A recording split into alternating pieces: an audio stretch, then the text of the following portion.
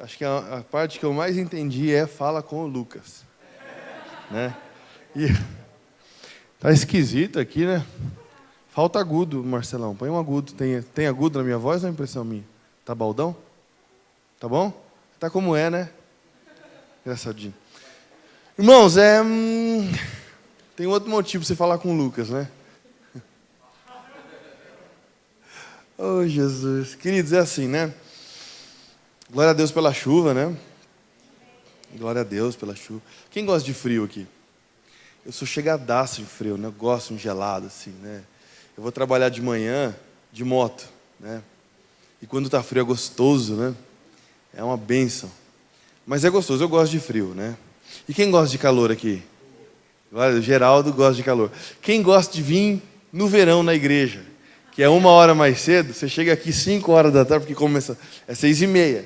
Mas no horário de verão é 5h30. Você chega aqui, o sol faz o favor de estar bem na nossa frente, assim. E ele esquenta. E aí vem aqui os irmãos, começa a cantar, começa a louvar. Aí os jovens querem pular e fazer trenzinho. Fica ela em aca, aquele futum abençoado, assim. E glória a Deus, nós conseguimos um bom preço para ar-condicionado. Glória a Deus, né, irmãos? Né? Conseguimos um bom preço para ar-condicionado, tá? Em 10 vezes, 60 mil BTU. Vão ficar os dois aqui na frente, ó, um desse lado e um desse lado, jogando o vento para cá, assim. Por quê? Porque o refrigério vem do altar. Entendeu? E para a gente poder deixar aquela porta aberta também. Se nós colocamos o ar-condicionado mais perto, ou a gente tem que fechar, ou tem que pôr com aquela cortina de vento. Imagina você entrando na igreja, né? Tem uns irmãos que vão achar que estavam recebendo alguma coisa aí, né? Então é o seguinte, são 10 parcelas de R$1.000, mais R$1.500 de instalação. A igreja hoje, ela precisou investir na bateria nova, que consome da igreja uma verba também, e os irmãos da equipe de louvor estão pagando o restante da bateria também. Então a igreja, a gente tem disponível no nosso caixa R$500 por mês para esse fim. Então eu queria ver com os irmãos é o seguinte, se nós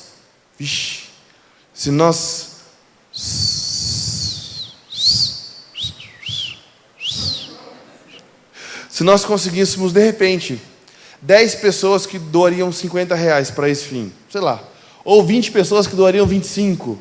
Nós falamos ontem com os jovens que se cada jovem der 5 ou 10 reais, a gente já tem 200 e poucos reais para ajudar. Então, a igreja já vai dar R$500 por mês para esse fim. Se nós conseguíssemos algumas pessoas com algumas doações, por 10 meses, gente, para a gente poder ter um verão mais agradável aqui, tá bom? Então, procura o Lucas. Alguém não sabe quem é o Lucas? É aquele rapaz ali. Procura o Lucas se você quer ajudar com a doação. Às vezes você fala assim, eu posso R$20 por mês. Já é legal. Em algum momento a gente encaixa os 500 que precisa e vai ajudar, tá bom? Então procura o Lucas. Não importa a sua dúvida, procura o Lucas. Não importa o que você queira fazer, procura o Lucas.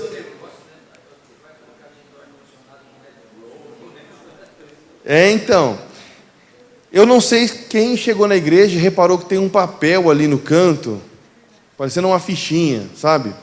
É para os profissionais da igreja estarem colocando o que fazem ali. Nós vamos fazer um mural para apontar, porque às vezes assim, eu preciso de um eletricista, e eu não conheço eletricista. E de repente eu vejo lá que tem o Ricardo aqui que é eletricista. Eu preciso de um pintor, eu preciso de um pedreiro, e eu não sei onde tem. E aqui, às vezes, a gente tem entre a gente. Alguém aqui precisa tirar a sobrancelha e depilar a perna? A Carmen está ali. Você também, Nubes? Também faz isso? Você precisa? A Carmen está atrás de você ali, ó. Carmenzita, né? Maravilha. Se alguém precisar comprar ou vender imóveis, a gente tem a Suzete, tem o Wagner, né? Que mais? E a Rai, e a Gi. Vixe, mano. Né? Glória a Deus. Alguém precisa fazer mudança? Não me chama! Fala com o Lucas. O Lucas e o tio Regis, eles gostam disso, né? Tô brincando.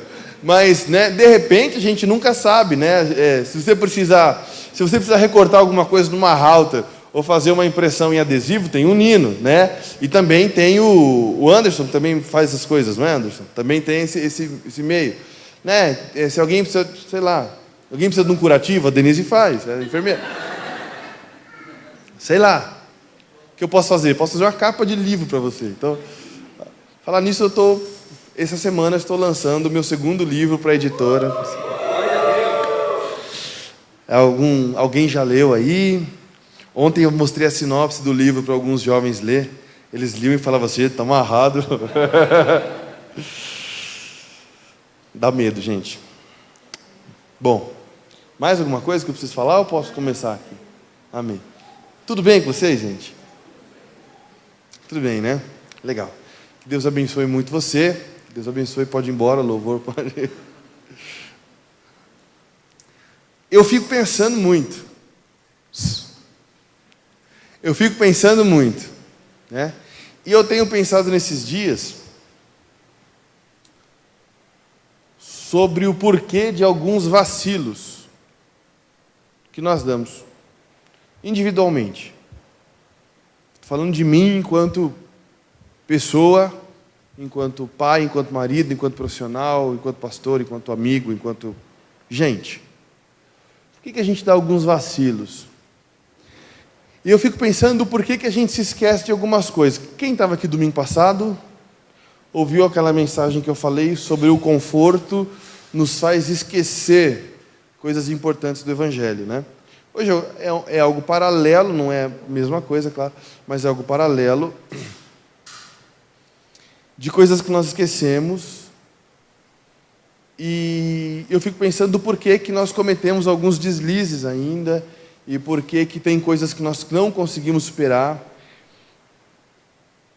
e porquê que talvez nós vivamos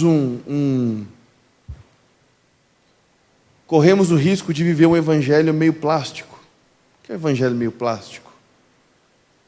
É ter um formato encaixotado, de repente quadrado, de repente religioso demais, ou talvez não seja necessariamente quadrado religioso, mas já é cheio de frases de efeito, ou talvez não seja cheio de frases de efeito, mas o formato é um formato estranho, meio gelatinoso, e a nossa fé também fica meio gelatinosa. Sabe o que é fé gelatinosa? Quem gosta de gelatina? Eu gosto de gelatina. Para quem está emagrecendo é bom que tem colágeno. Vou comer bastante, querida. Pode deixar, né? E gelatina é bonito. Sabe aquela gelatina da propaganda do Bocão? Lembra? Aquela assim, que eu nunca consegui fazer aquela gelatina, que ela desenforma e ela fica bonitinha assim. Quem já assistiu Tá Chovendo Hambúrguer? Que ele faz o castelo de gelatina para a menina lá. A gelatina é bonito, né? Mas chacoalha. Não tem consistência. Gelatina é bonito. Mas você meteu a colher, ela rasga no meio. Gelatina é igual ao magrinho que não vai na academia. Porque tem magrinho que acha que não precisa ir na academia. Aí é magrinho aquela perna mole. É magrinho aquele braço mole. O pessoal não pode dar tchau que toma tapa na cara, né? Não vai na academia. Magrinhos vão à academia. Os gordinhos também. E às vezes a nossa fé é assim, tem formato. Você olha, é bonito. É bonito de ver como ele fala de Deus, né? É bonito de ver como ele fala de Jesus. É bonito de ver como ele canta na igreja. Quer dizer, a fé tem um formato, é visível. Mas na primeira pressão, espana. Na primeira pressão chora que o diabo está furioso. Na primeira pressão chora que as lutas que vêm sobre mim são enormes. E a fé tem formato, tem sabor, tem colágeno, mas não tem resistência. E aí, como pastor, eu fiquei pensando o que nós, como igreja, podemos fazer para te ajudar a transformar a sua fé, que pode ser uma gelatina, numa fé que seja rocha, que seja pedra, que seja coluna, numa fé que seja, olha só que importante, hein? Numa fé que seja escudo. Engraçado que no livro de Efésios, capítulo 6, a fé é um escudo. Imagina só, uma fé gelatinosa como escudo. Querido, você ia levar uma flechada sabor framboesa. Né? Ou tutti-frutti. Quem gosta de tutti-frutti? Quem inventou tutti-frutti? É igual o cara que inventou uva passa, né? Você sabe o cara que inventou uva passa? Uva passa? Ele pegou uva, ele comeu. Uva é bom. Será que podre é melhor? Então, nasceu a uva passa, né? O que isso tem a ver com a mensagem? Nada, só lembrei e falei. Né? Então, imagina só uma fé de escudo que é gelatinosa. Tem formato, é bonito, brilha. Reflete, mas não te defende. E eu fiquei pensando então, o que eu, pastor Geraldo, pastor Neto... Alguém sentiu falta do pastor Neto? O pastor Neto está na praia, com chuva e tudo. Bem feito. O Guilherme e a Andréia foram, e o Giovanni, a Priscila e a Lia foram também. Assim, bem feito, falei para eles, foi bem feito. Deixou a gente aqui para ir na praia, tomou chuva, tá frio, tá chovendo, tem tubarão na água lá. Oh, legal, foi bem feito, vai com Deus. Eles vão voltar na terça-feira, na quarta-feira vai dar um sol de rachar. Mas isso é em amor, viu o que eu falo?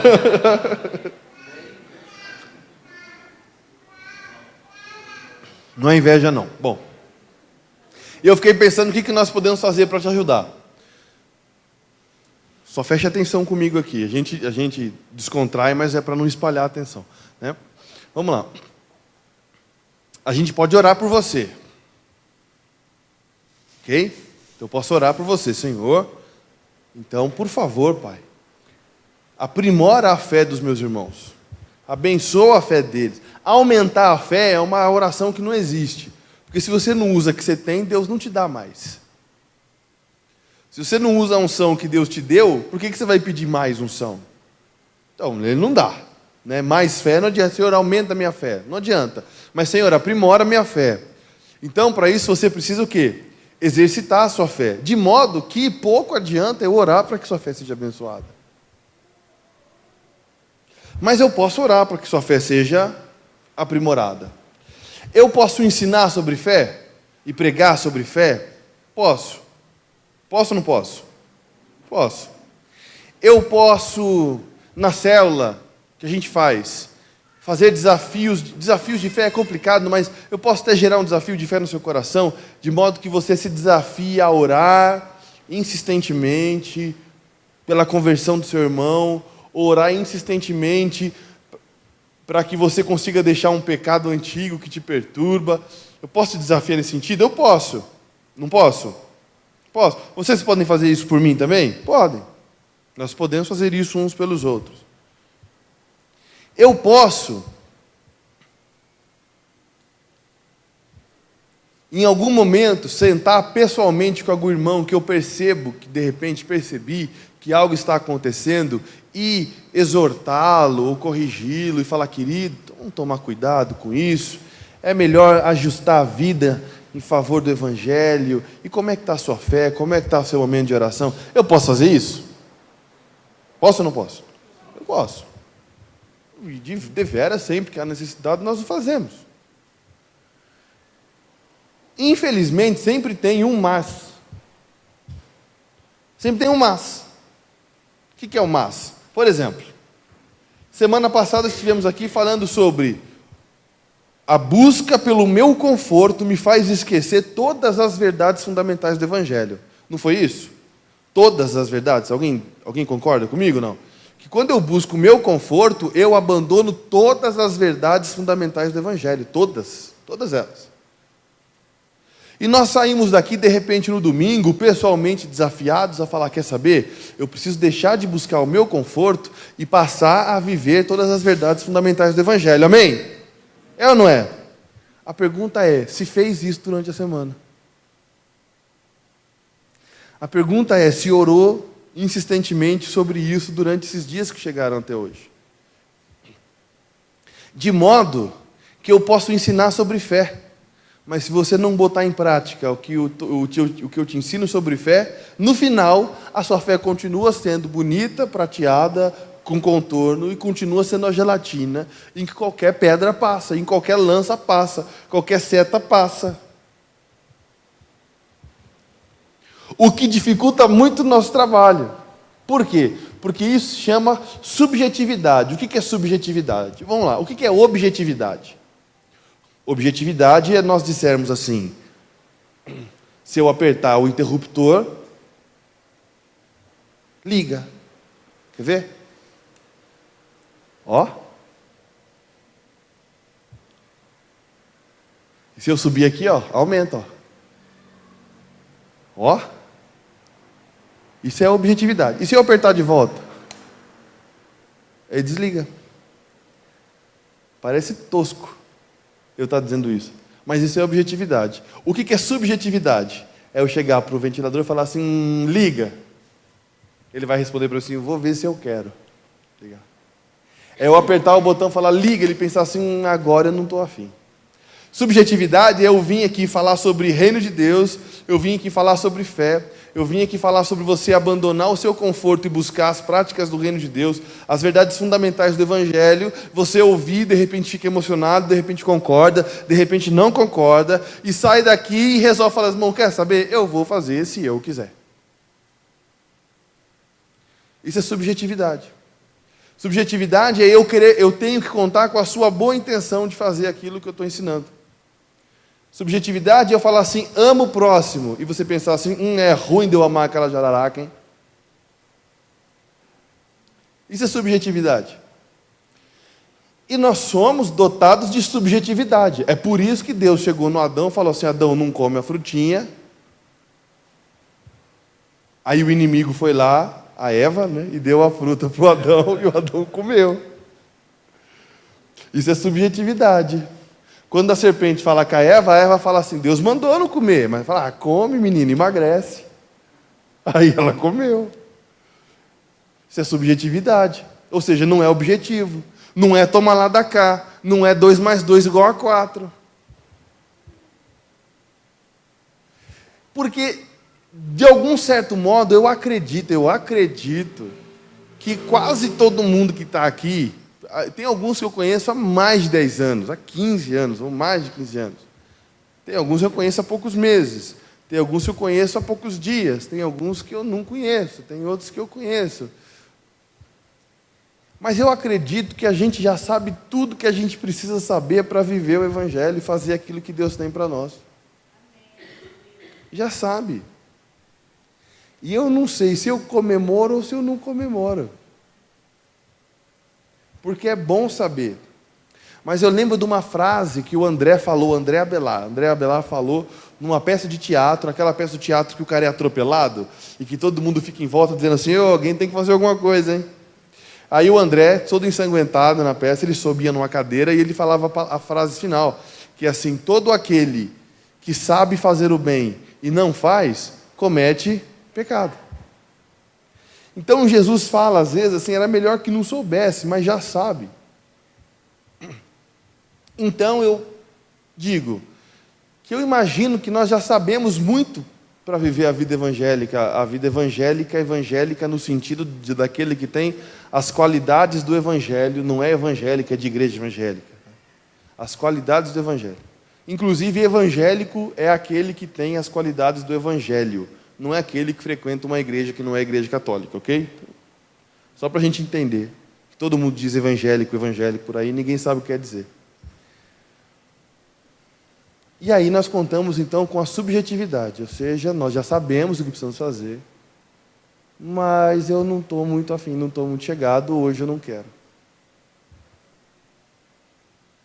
Não é verdade? Nós somos assim. E isso me faz pensar que algumas coisas se tornam talvez improváveis para nós. O que se torna improvável de eu conseguir, nesse caso?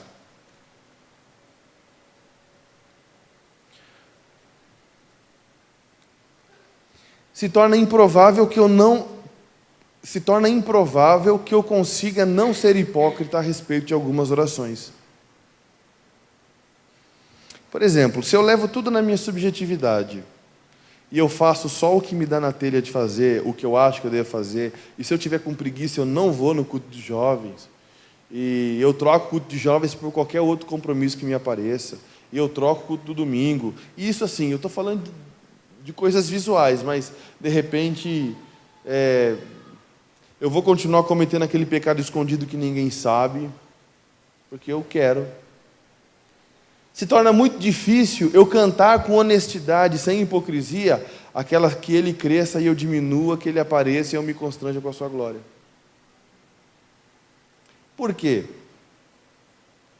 Porque a minha vida na prática, ou seja, na prática da minha subjetividade, ela não está caminhando naquele sentido. Ela está caminhando no seguinte, que ele diminua e eu cresça e que seja feita a minha vontade. E olha só, também pode se tornar hipócrita a oração do Pai Nosso, seja feita a tua vontade na terra como nos céus. Na terra, Senhor, não em mim, na terra. Alguém sabe dos Cavaleiros das Cruzadas? Já disse isso aqui uma vez. Os Cavaleiros das Cruzadas, século XII, ano de 1180, por aí, eles eram batizados, eram cristãos e batizados, e eles iam matar todos aqueles que não eram cristãos e batizados. Ó, que bênção de Deus, muito cristão, né? E aí, eles entravam para se batizar e deixavam a espada do lado de fora da água. Eles diziam que Deus era o dono de tudo, menos da espada. Se for pensar bem hoje, eu nem sei qual parte da gente se batiza de verdade. Porque nós continuamos buscando só os nossos interesses. E o que passou pelo batismo? Porque o batismo não é uma simbologia do novo nascimento? Então, fazer a oração de João capítulo 3, versículo 30, é necessário que ele cresça e eu diminua, quem fez isso foi o tal do João Batista, se torna uma improbabilidade em nós, uma impossibilidade. Afinal, eu não quero ser objetivo com o Evangelho, eu quero ser subjetivo. Quero fazer só o que eu quiser fazer. Quer ver uma outra impossibilidade? Uma outra impossibilidade abre aí comigo Gálatas.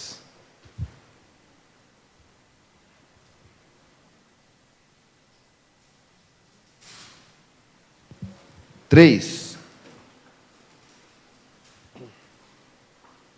2, perdão. Gálatas 2.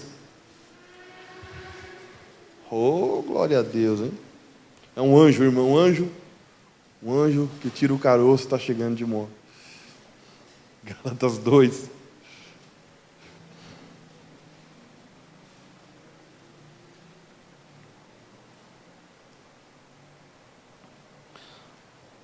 A partir do versículo 16. Antes disso, Paulo está falando sobre o encontro dele com os demais discípulos e até o fato dele ter confrontado Pedro, porque Pedro, enquanto os outros judeus não estavam perto, ele estava bem com os gentios.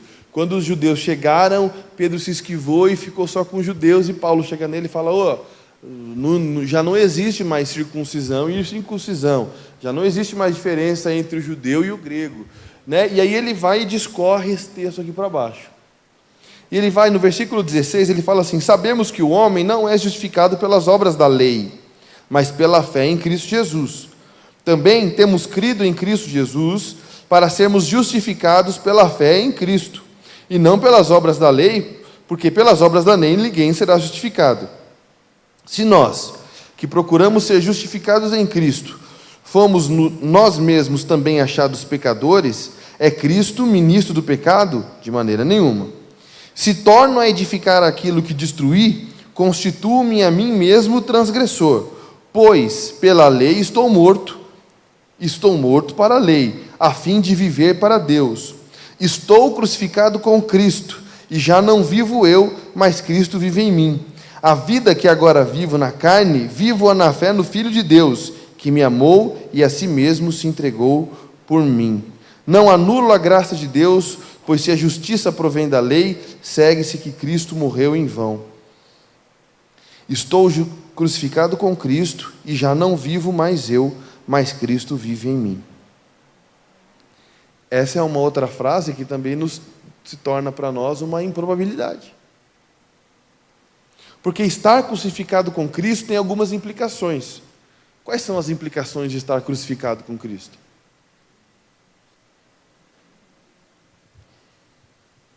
Pode falar, povo. Quais são?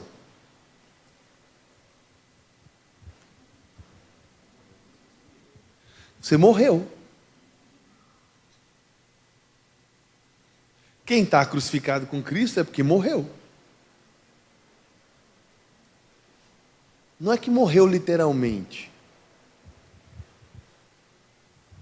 É que assim, a minha justiça própria morreu. Porque eu não sou justificado pelas obras da lei, eu sou justificado em Cristo. A minha justiça própria morreu. A minha tendência para o pecado morreu. De modo que eu peco, eu tropeço. Mas o pecado para mim é um evento, não é uma rotina. O que mais? A minha vontade. Eu coloco diante de Deus, digo, Senhor, a minha vontade é que o Senhor me ajude a emagrecer, Senhor. Mas seja feita a sua vontade. E aí os irmãos chamam para comer pizza, eu respondo, obrigado, Senhor, já respondeu o que o Senhor quer. Vamos para cima. Aonde a minha vontade se torna, então, um depositário da vontade de Deus. Essas são as coisas que significam que eu estou crucificado com Cristo, de modo que eu morri para mim e renasci para o reino de Deus, de modo que já não sou mais eu quem vivo e é Cristo que vive em mim. Mas se eu resolvo andar só pelos caminhos da minha subjetividade, isso se torna uma improbabilidade. E quando eu faço essa declaração, se Jesus estivesse aqui, ele me chamaria de hipócrita, talvez. O talvez é só para não ficar pesado, mas ele me chamaria de hipócrita, certamente. E diria, hipócrita. Se você diz que ama a Deus, mas não ama o seu irmão, hipócrita. Ninguém termina o coro comigo? Obrigado, esposa. Né? Você pode dar uma salva de palmas para a coragem dela? Assim, né? Se a Déia tivesse aqui, ela... Né? Improbabilidade. Então, qual é que é, César? Ok, beleza. Então, o que a gente faz? O que a gente faz para ser mais objetivo em relação ao Evangelho? O que a gente faz para eu poder fazer essas declarações? Ontem não, na sexta-feira, na célula, na casa do Gu, nós tivemos uma boa conversa sobre como nós nos relacionamos com Deus, se nós nos relacionamos com Deus que é só o Deus Todo-Poderoso, ou se nós nos relacionamos com Deus que é só o Senhor dos Exércitos, ou se nós nos relacionamos com Deus que é só o Pai, porque Deus é Pai. Mas se a gente fica olhando para Deus só como assim, naquela coisa de Deus me ama, Deus me ama, Deus me ama, Deus me ama, daqui a pouco eu esqueço que Ele é o Senhor. E que é a vontade dEle que tem que ser feita e não a minha. Falei isso semana passada. Daqui a pouco eu acho que Deus está preocupado com que carro que eu tenho. Eu acho que Deus está preocupado se eu comprei o sapato que eu queria para combinar com a minha roupa. E se Deus está preocupado com isso, rapaz, eu acho que eu tenho um problema com esse Deus, porque tanta coisa para fazer. Falamos aqui a semana passada, inclusive, né? Você está lá pedindo para Deus trocar o seu sapato que está rasgado, e Deus olha para você e se pergunta, eu ajudo ela ou resolvo o problema da África?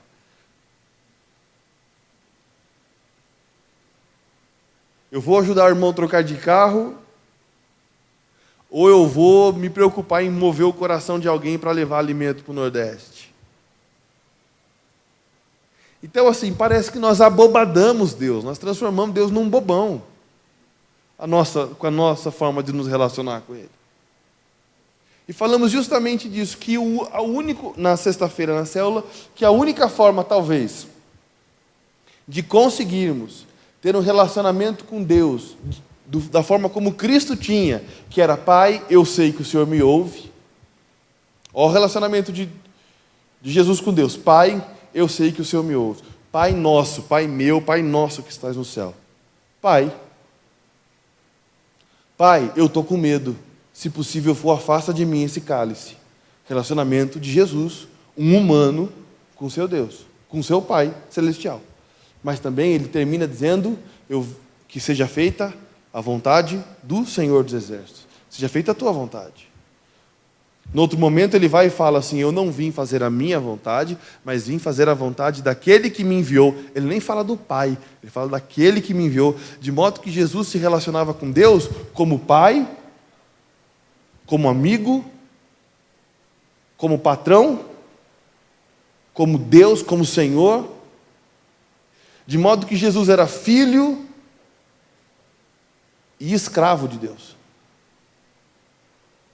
Filho e servo. E nós também somos chamados a sermos filhos e servos.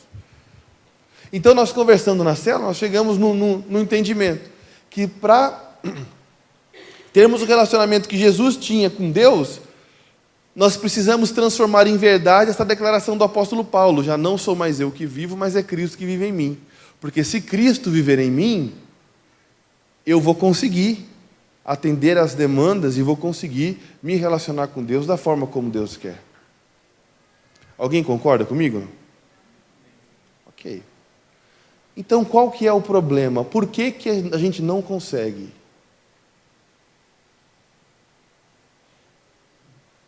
Por que a gente não consegue? E aí eu queria pedir para você abrir sua Bíblia no Evangelho do João de novo.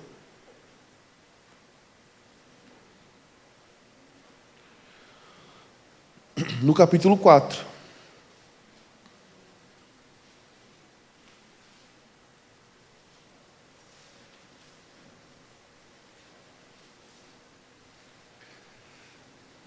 E essa é a única forma que eu, pelo menos, encontrei de fazer com que Jesus viva em mim. Capítulo 4, versículo 7 em diante. Vindo uma mulher samaritana tirar água, Jesus disse a ela: mulher, dá-me de beber. Seus discípulos tinham ido à cidade comprar comida. Disse-lhe a mulher samaritana: como é que pode você ser um judeu e me pede de beber, me pede água, eu que sou mulher samaritana? Você sabe que a gente não se dá bem. Você sabe que judeu e samaritano não conversam. E como é que pode você, judeu, vir pedir um favor para que eu te sirva? Como é que você faz um pedido desse? Você não tem noção. Você sabe com quem você está falando? Você sabe quem eu posso te amar? E Jesus como nunca responde o que as pessoas perguntam, Jesus vai dar a seguinte resposta: se conheceres o dom de Deus, e quem é que está te pedindo, dá-me de beber, tu lhe pedirás que essa pessoa te dê a água da vida. E disse a mulher: Senhor, tu não tens com que tirar água, e o poço é fundo, e ainda está me falando que vai me dar uma água da vida. Além de ser noção, você deve estar bêbado. E aí? E você é maior que o nosso pai Jacó, que nos deu o poço, do qual ele próprio bebeu, e assim os seus filhos e o seu gado? E respondeu Jesus: todo aquele que beber dessa água tornará a ter sede. Mas aquele que beber da água que eu lhe der nunca mais terá sede.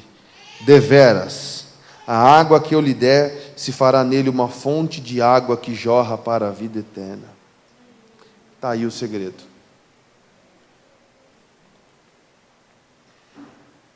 Está aí o segredo.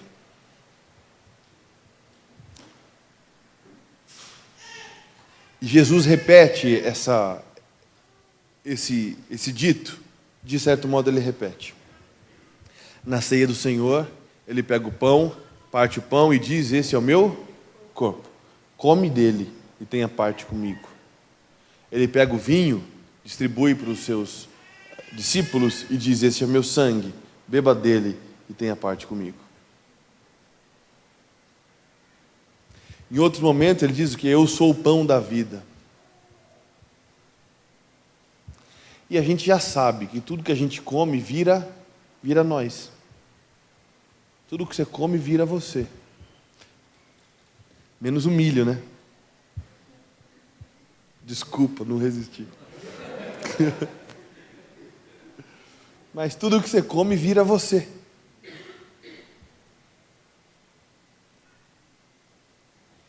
O que acontece conosco é que nós chegamos até Jesus. Ele nos pede, dá-me de beber.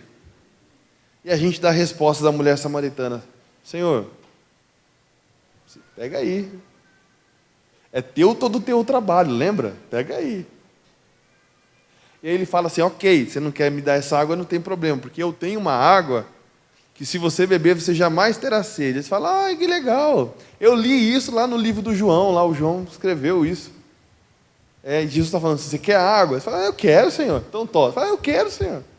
Toma água, filho. Eu quero, Senhor, eu quero. Quero beber do teu rio, Senhor. E Jesus está falando: então bebe, filho. E sei lá, sacia a minha sede, lava o meu interior. Tá bom, filho, então bebe aqui a água. Eu quero fluir. Jesus, para de cantar e bebe. E a gente não bebe. E aí a gente não deixa aquilo que a gente comer virar a gente, porque nós não comeu. A gente não deixa a água da vida virar a gente, virar sangue nosso. A gente não deixa o pão da vida se tornar nossa carne. A gente não deixa Jesus crescer em nós, porque nós chegamos até Ele, dizemos a Ele que queremos e não comemos. Nós chegamos até Jesus e dizemos: eu quero o pão que o Senhor tem para me dar. Eu quero a água que o Senhor tem para me dar. Eu quero a vida de Deus em mim. Eu quero aí começam os surtos românticos, né? Eu quero ver como Deus vê. Eu quero olhar como Deus olha. Eu quero cheirar como Deus cheira. Eu quero dançar como Deus dança. Mas a gente não come dele, a gente não bebe dele, a gente não desfruta dele. E nós não o transformamos em fonte de vida para nós, para que a partir daí nós venhamos a fluir uma vida semelhante à vida de Cristo. E assim eu paro de obedecer às minhas subjetividades e passo a obedecer à objetividade do Evangelho, de modo que eu posso dizer então que ele cresça e eu diminua, e de modo que eu posso dizer que já não vivo mais eu, mas Cristo vive em mim. Tanto faz viver, tanto faz morrer, é Cristo que vive em mim. Então como é que faz isso? Já entendi. Eu chego diante de Jesus, peço a água, mas não bebo, já entendi. Alguém mais entendeu? Eu já entendi. É assim que a gente faz. Então como é que a gente faz para beber então? Então como é que a gente pega a cuia e manda para dentro? Então como é que a gente pega o pão e come?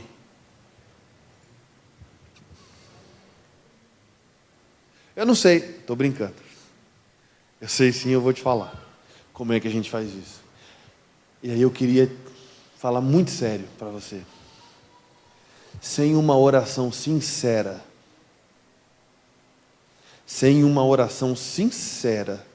diante de Deus, não rola. O que é uma oração sincera? É quando você esquece o Senhor Deus amado, Pai eterno, todo-poderoso, Criador dos céus e da terra, e chega diante de Deus e joga um papo reto e real. E chega diante de Deus e diz: Senhor, eu quero beber dessa água. A minha vida precisa ser transformada. As minhas células precisam se transformar nas suas células. A minha mente precisa ser transformada na sua mente. O meu coração precisa ser transformado no seu coração. E eu clamo por ajuda. Eu preciso da tua mão na minha vida. Sem uma oração sincera não funciona. Se colocar diante de Deus com aquela introdução antes da oração, eu imagino que ele fica sentado no trono e pensando: esse cara não vai começar nunca. Uma vez eu escrevi uma tirinha para uma revista da internet, que era um rapaz orando. E ele começou a orar assim: ó Deus eterno, Deus tremendo, Deus maravilhoso, Tu que criou os céus e a terra, Tu és sustentáculo de todo o universo, e em Tuas mãos todas as estrelas e galáxias. O Senhor que passeia pelos ventos e ouve o batido dos corações de todos os seres que são vivos em qualquer dos lugares, e Deus está sentado no trono, olha assim e fala, ô louco. Ou ele se encosta assim e fica esperando. E eu imagino que Deus olha para nós e está esperando, e está assim, dizendo para nós assim, fala logo, meu filho. Para de reclamar também. E fala o que está aí dentro. Está triste? Fala que está triste. Está feliz? Fala que está feliz. Não aguenta mais? Fala que não aguenta mais.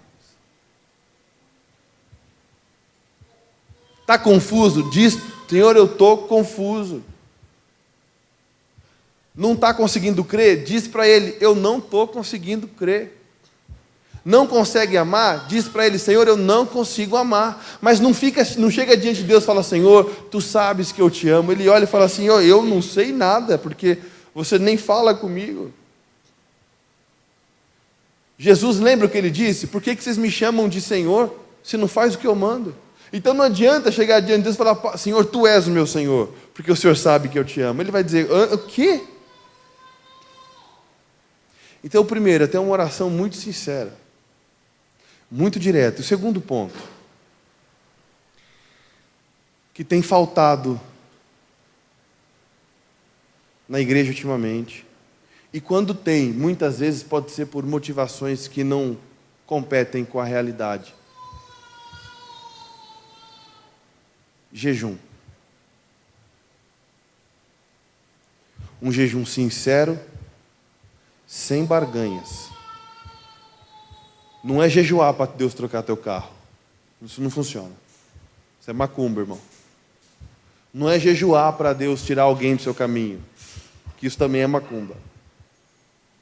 É jejuar para, Senhor, que eu diminua e que o Senhor cresça.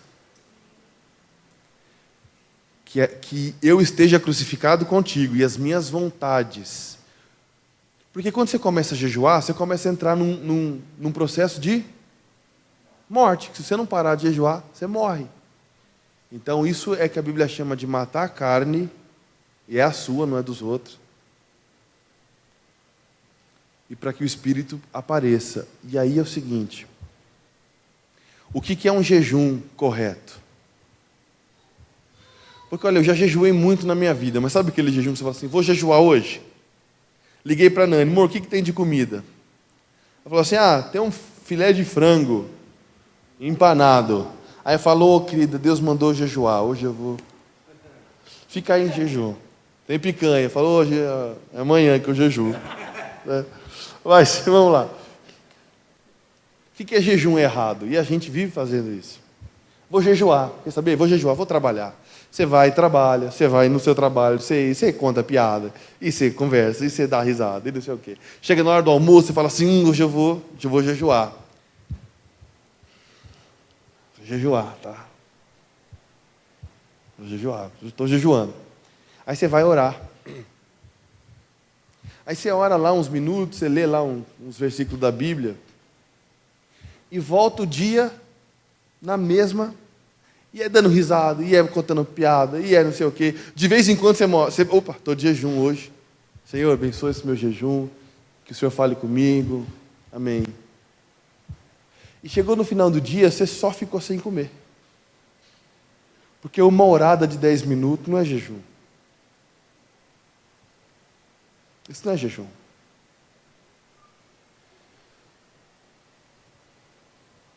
Como é que nasce um jejum genuíno? Já falei isso, vou dizer de novo. Como é que nasce um jejum genuíno? Separa um dia para o Senhor. Não programa o jejum, não. Programa o jejum, não. Separa um dia para o Senhor. Escolhe que naquele domingo ou naquele sábado, de preferência um dia que você não vai ter que ficar atendendo o telefone, de preferência um dia que você não vai ter que visitar cliente, aquele bafo de quem está sem comer, né, que é horrível, né? De preferência um dia que você tem disponibilidade de ficar tranquilo em algum lugar, na sua casa, ou num passeio, qualquer lugar. E você resolve que você vai tirar aquele dia para o Senhor, e que naquele dia você vai ficar na sala da tua casa, no quarto, ou passeando, e você vai cantar louvores a Deus, e que você vai ler a palavra, e que você vai colocar o seu coração diante de Deus, e que você vai mergulhar na presença de Deus. e que você vai permanecer na presença de Deus. E permaneça na presença de Deus. Se aquilo de fato estiver sendo prazeroso para você e para Deus, se aquilo de fato estiver sendo um encontro pessoal com Deus, vai chegar a hora de você almoçar e você vai dizer, agora não. Agora não, porque eu não quero sair daqui. Agora não, porque aqui está bom demais. E você vai seguir na presença de Deus, porque não adianta ficar sem comer e vendo televisão. E não existe jejum de televisão, nem jejum de Coca-Cola, nem jejum de doce, nem jejum de carne. Você pode me dar o argumento que você quiser, querido. Jejum é ficar sem comer e sem beber. E ponto. Ah, mas isso eu não quero fazer. Então você nunca vai jejuar na sua vida. E ponto. E você nunca vai matar a carne. Também não adianta jejuar e ficar falando mal dos outros, porque o que contamina o homem não é o que entra, é o que sai. No dia de jejum que você escolher, escolha ficar em silêncio. Escolha não falar. E se comunicar brevemente aquilo que é necessário, mas avise a tua casa. Eu quero ter um momento com Deus hoje, então, para conversar comigo, só o que for necessário. E mergulhe em Deus. Jesus, antes de começar o seu ministério, o que ele fez? Foi batizado. Depois, 40 dias de jejum. Você imagina que Jesus ficou esses 40 dias mergulhado na presença de Deus, ou ele ficou debaixo de uma sombra, de um coqueiro lá olhando? Lagarto. Feno.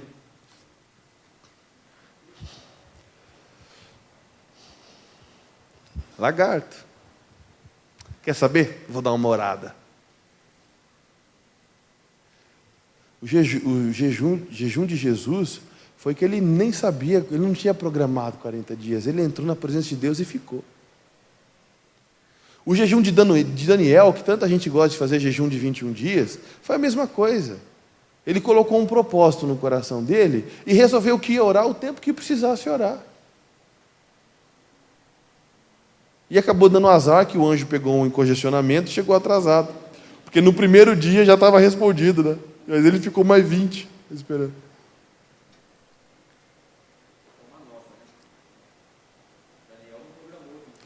Daniel também não programou 21 dias. Ele orou até ter a resposta. E aí, deixa eu te perguntar. Se você quer ter um relacionamento espiritual com Deus, você está disposto a orar até vir a resposta? Porque se não estiver, nós estamos lidando com subjetividades e subjetividades. E ter uma vida diante de Deus vai se transformar só naquele aquele desejo fantasioso, que nunca vai acontecer. Eu quero Deus falando comigo. Então, está disposto a pagar um preço? Ah, desse jeito eu não estou. Então você vai viver querendo. É por isso que tem tanto crente buscando Deus. A gente só busca o que a gente não tem.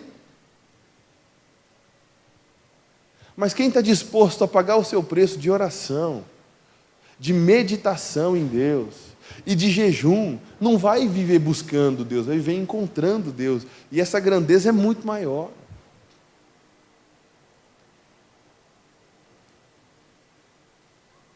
E sem dedicar-se a Deus, de modo a matar a sua carne, jamais nós conseguiremos dizer que Ele cresça ou diminua.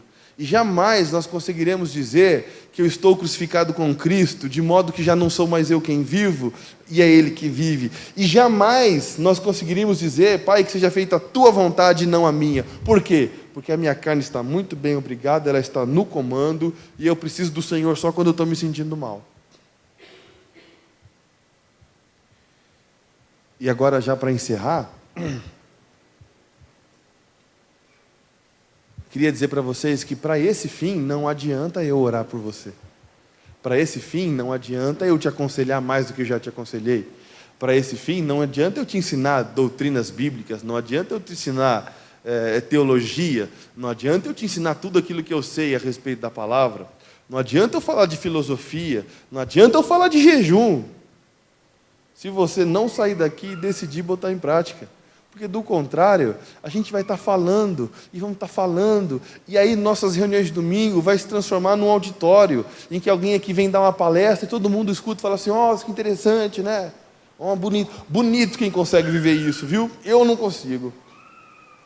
Se é essa atitude, querida, já está errado desde o começo. Porque nós queremos ser uma igreja. Você quer saber outra coisa que não adianta? Não adianta eu, como pastor, chegar aqui e falar, então, queridos, nós vamos estabelecer um jejum aqui, hein, de 1 semana. Todos os irmãos estão convocados. Também não adianta. Porque muita gente não vai fazer. E muita gente só vai fazer porque eu falei.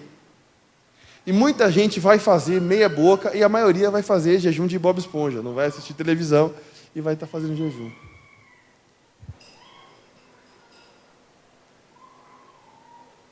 Deus trata conosco como igreja, mas a obra que Ele tem a realizar é na individualidade, é um de cada vez. É um de cada vez. Por isso que nesse aspecto eu não tenho mais nada a fazer. Você só precisa sair daqui e decidir que, quer saber? Eu vou parar de buscar a Deus e eu vou encontrar. Quer saber? Eu vou viver o Evangelho. Quer saber? Eu vou ter uma boa conversa, sincera e direta com Deus. E quer saber? Eu vou buscar a vontade de Deus. E o primeiro passo para buscar a vontade de Deus é quebrar a minha carne, para que o Espírito que habita em mim seja fortalecido. E quem habita no Espírito que habita em mim é o próprio Cristo. E aí eu vou conseguir dizer, já não sou mais eu quem vivo, e é Cristo que vive em mim. É o único jeito. Todo mais é filosofia. Todo mais é argumento. E eu sei que estou sendo ousado em dizer que todo mais é só conversa para ficar remediando aspectos. E você quer saber, de verdade? Quer resolver problema no casamento? Se os dois forem parecidos com Jesus, resolve ou não resolve? Resolve. Quer resolver problema de criação de pais e filhos? Se os pais tiverem o caráter de Cristo e o filho também, resolve ou não resolve? Resolve. Quer resolver problema na empresa? Quer resolver problema na igreja? Quer parar com fofoca? Não adianta chegar no fofoqueiro e falar, não fofoques mais. Ele vai resistir 1 semana, a carne é fraca e a língua...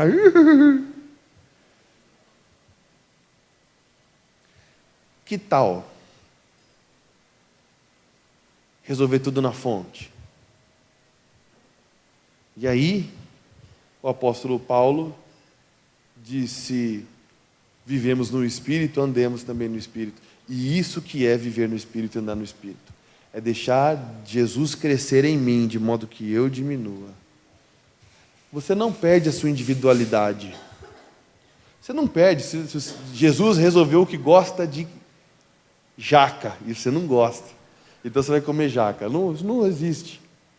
Você não perde a sua individualidade. A questão é que as suas vontades e desejos estão sob um governo de Cristo que vai dizer, tudo bem, filho, troca de carro e compra um sapato para você. Ou em algum momento ele vai dizer para você assim, ao invés de comprar um vestido novo, oferta naquela família que está em necessidade. Você não perde a sua individualidade, mas você ganha um governo na sua vida. E esse governo na sua vida é o que te projeta para a vida eterna, é o que te projeta para o reino de Deus. Então, pensando nisso tudo, eu cheguei à conclusão que, de repente, eu tenho pouco a fazer se você não decidir tomar essa decisão. Se você, de repente, ouviu hoje e, de algum modo, concordou, enxergou uma lógica e decidiu que não vai tomar essa decisão, a única coisa que eu posso continuar fazendo é repetindo a mesma coisa de um outro jeito, usando um outro argumento, um outro exemplo, para te dizer a mesma coisa. E se você continuar não decidindo, eu vou ter que continuar dizendo a mesma coisa. Mas se você decidir tomar uma posição hoje, de mudar a sua vida completamente, e colocar no caminho do desejo de Deus, aí eu acho que eu tenho muita coisa para fazer junto com você. É dizer assim, no primeiro momento, vamos juntos então. Vamos juntos ter uma conversa com Deus. Vamos juntos jejuar a Deus. E quer saber? Eu fico me perguntando, o que é que será que o apóstolo Paulo tinha para nos ensinar? Lembra que ele fala assim, isso que eu estou ensinando para vocês é só leite. eu queria te dar carne, eu queria te dar algo mais substancial. Nós podemos conhecer esse algo mais substancial. Não consegue amar? Jejue. Não consegue servir? Jejue. Não consegue perdoar? Jejue. Não consegue se desprender de bens? Aí eu quero tanto fazer uma doação para a Companhia para Sorrir, eu queria dar doação para o ar-condicionado. E eu sei que R$50 não vai me fazer falta, mas quer saber? Eu fico ali e jejue. Você vai começar a perceber que, de repente, Deus te diga, ajude no ar-condicionado. Ou, de repente, Ele te diga, não ajude no ar-condicionado, eu vou levantar outras pessoas para ajudar. Esses R$50 aqui, você vai ajudar a outra pessoa que está precisando. E aí? Não importa.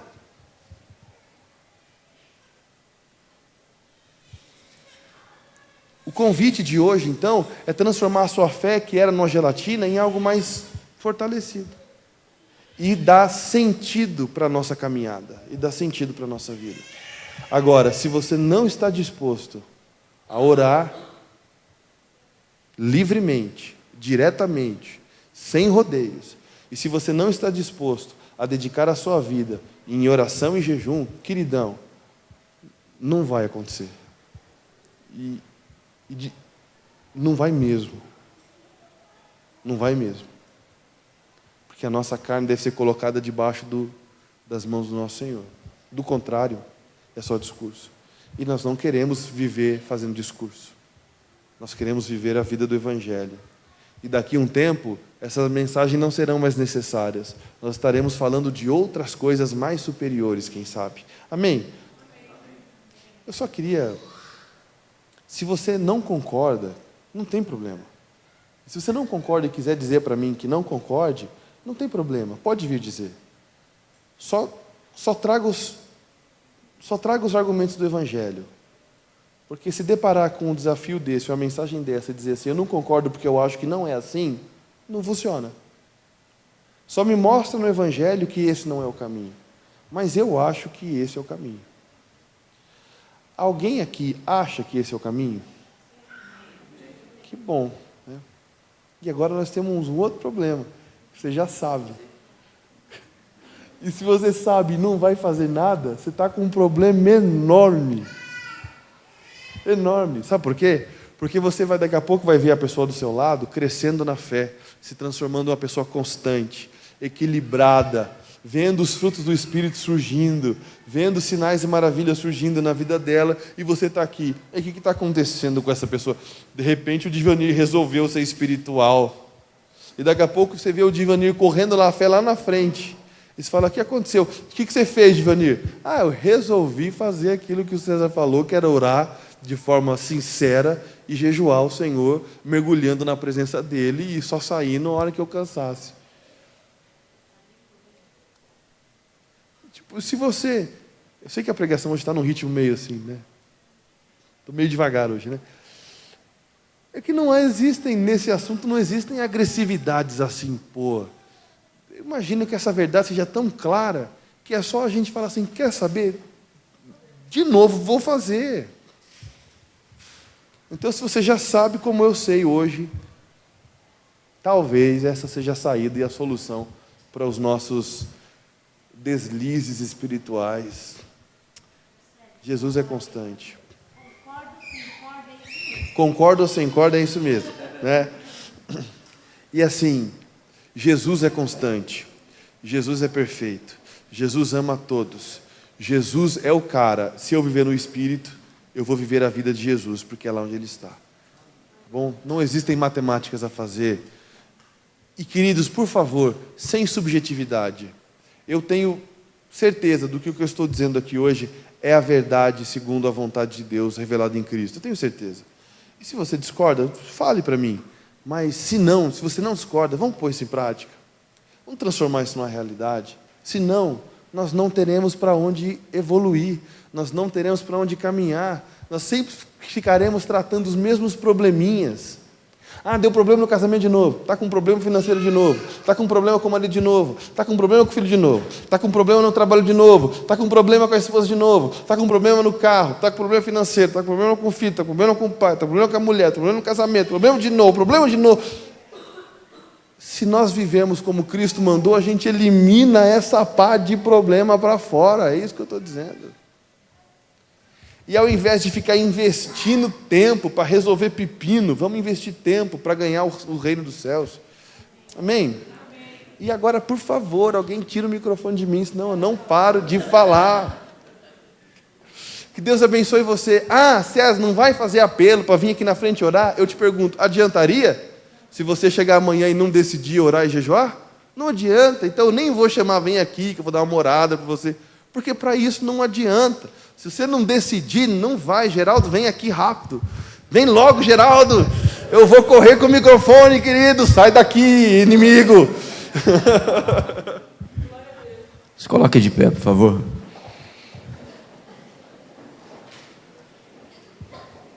Essa é uma decisão pessoal.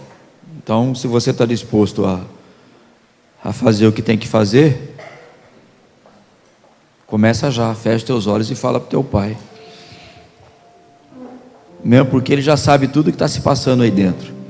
Enquanto o César falava, ele já estava olhando o teu coração e a tua mente e sabendo o que é que você estava pensando, o que é que você estava decidindo, antes mesmo de você ouvir eu falar isso agora. Então, não somos nós, mas é você com ele e ele em você. Pai, mais uma vez nós ouvimos a tua voz. E mais uma vez temos uma decisão a tomar. E mais uma vez, a nossa caminhada contigo está em jogo. Mas eu te agradeço porque eu sei que o Senhor só faz isso porque o Senhor está interessado na nossa vida e quer o nosso bem. E quer ver o teu melhor acontecendo em nós. Eu te agradeço porque o Senhor de fato nos ama a ponto de nos corrigir.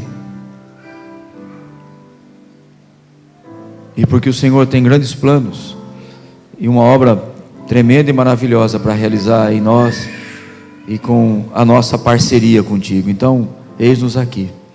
Senhor, a minha oração é para que essa palavra faça muito mais sentido de agora em diante na vida dos meus irmãos do que ela fez até nesse momento. E que ao longo desses dias, essa palavra produza o fruto para o qual ela foi designada aos nossos corações. E que nós nos tornemos realmente praticantes dela, e não apenas ouvintes que acham uma palavra interessante, que acham uma palavra bonita, e que é isso mesmo, mas não muda nada. Então, trabalha com teu Espírito em nós. Que o Senhor tenha liberdade nesses dias, a partir de agora, de ter acesso ao nosso coração e à nossa mente, para produzir algo novo, em nome de Jesus. E que a graça, a bênção e a compaixão do Senhor sejam suficientes na nossa vida nesses dias, para nos fazer mudar de atitude, para nos fazer mudar de opinião, para nos fazer tomar um novo rumo, se for necessário. Ainda que seja constrangedor, ainda que seja embaraçoso, ainda que seja doído, mas se é o melhor, então faz. Porque nós queremos ser achados como teus adoradores. Queremos ser achados confiáveis, bons dispenseiros, e que manejam bem a palavra da verdade. E assim, no dia que o Senhor voltar, nós possamos estar indo contigo, e depois reinar com o Senhor, como é o alvo, como é o teu prometido na tua palavra. Guarda a vida de cada um aqui. Se o maligno tem lançado outra semente que não a tua palavra, Senhor, dá discernimento para abandonarmos essa outra palavra e nos apegarmos à tua palavra. E se há alguma estratégia maligna para nos confundir, Senhor, que ele fique confundido e nós saiamos livres em ti e para ti, em nome de Jesus. Amém, amados? Estamos encerrando, vamos recolher dízimos e ofertas agora. Se você trouxe, enquanto os meninos aqui vão cantar mais uma canção, você venha, deposite, e depois estaremos encerrados.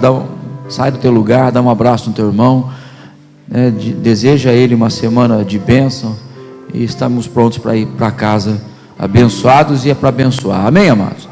Então Deus te abençoe em nome de Jesus.